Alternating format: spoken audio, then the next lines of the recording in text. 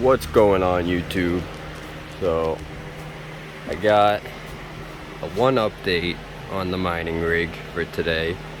So I have the Ryzen 1600 6-core 12-thread CPU with the stock cooler mining Raptoreum, and I'm getting about 400 Raptoreum a day right now on average, just with the basic full tune command, no overclocking, just running as it is. So I'm pretty excited about that. Currently only about 23 to 25 cents a day, but it's a fraction of a penny. Why not take a shot at it, right? It's actually got utility to it, kind of like the project. And the CPU is just sitting there. I don't want it mining Monero because it's just too intense for it, for the stock cooler.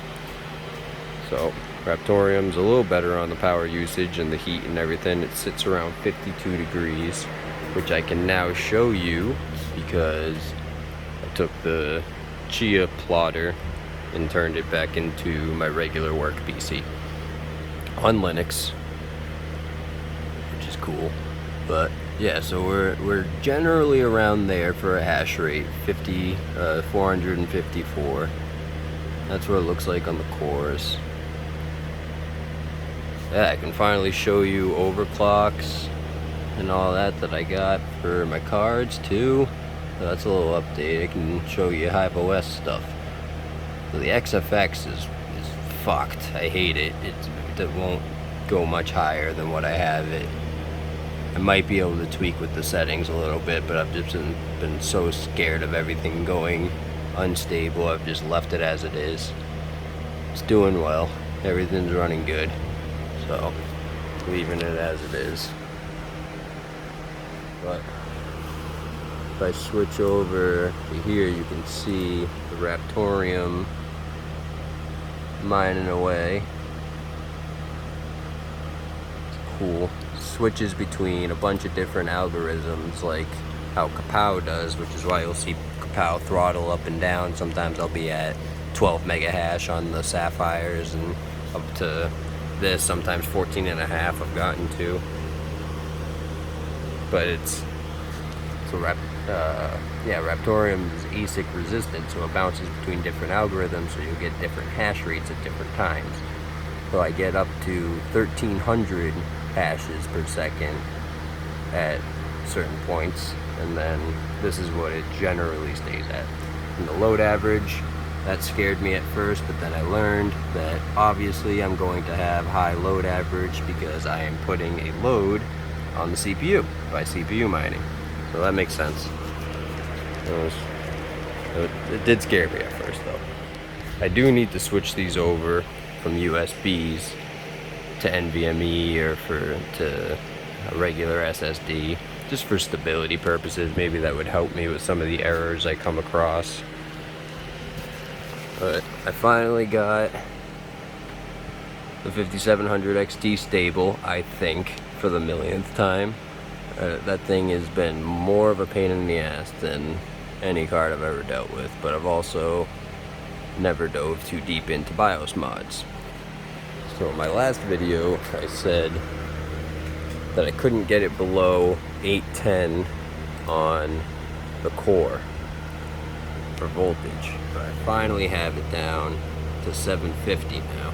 I even had the memory at 790 for a while, but then it was starting to do some dropouts. But I just did a whole bunch of updates for the Hive image and whatnot. Let me get out of this.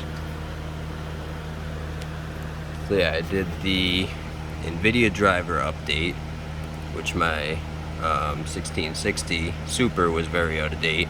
And then I did the Hive replace, and I went with the beta image again, just put a fresh image on there. And then I did the commands apt update, and that would give me a list of the updates and download them and get them ready. And then I did apt upgrade, and that upgraded all the Ubuntu Linux stuff that I needed updated. Now I got that stable though. It's only pulling 54.7 mega hashes, but it's at 1350 core. I cannot budge on the core. It won't stay stable past 1350, unfortunately. Saw some people can get 1430 and stuff like that, but I couldn't get any higher than that. I might, in a couple days, if it stays stable, I might try again on the memory and putting that to a lower voltage. I had it at 790 for a while, stable, before I did all the updates. So I might be able to inch that down again. And the way I was able to get it down there was I did the power table edit, MTP power table, and I changed something in there to allow for 700 VDD, and I'm only able to keep it stable at 750, but in Hive Shell it does show me that it's more around 741, so just the inconsistencies in Hive OS there. But happy about that. I got that all mining away well and stable for the entire day today now, right before we went mini golfing. Very proud of all of this. A lot of learning on the fly. I didn't know shit about computers for the most part when I started all this stuff, and now I got Linux running on a computer. I got a different operating system, Hive OS running over here on 2 different boards. Very happy about all this. So that's my update for today. Hopefully I'll have I do have one more update. This is just an empty box, but I got a Deeper Connect Nano that I have set up, and hopefully I'll be getting the new firmware soon that'll allow me to start building a credit score to be able to mine. So I'll probably try to post some. I'm going to try to learn doing the OBS studio on my computer and show you guys a little bit about the Deeper Connect, maybe, if anyone's interested. And I have the Bobcat miner hopefully coming in this week.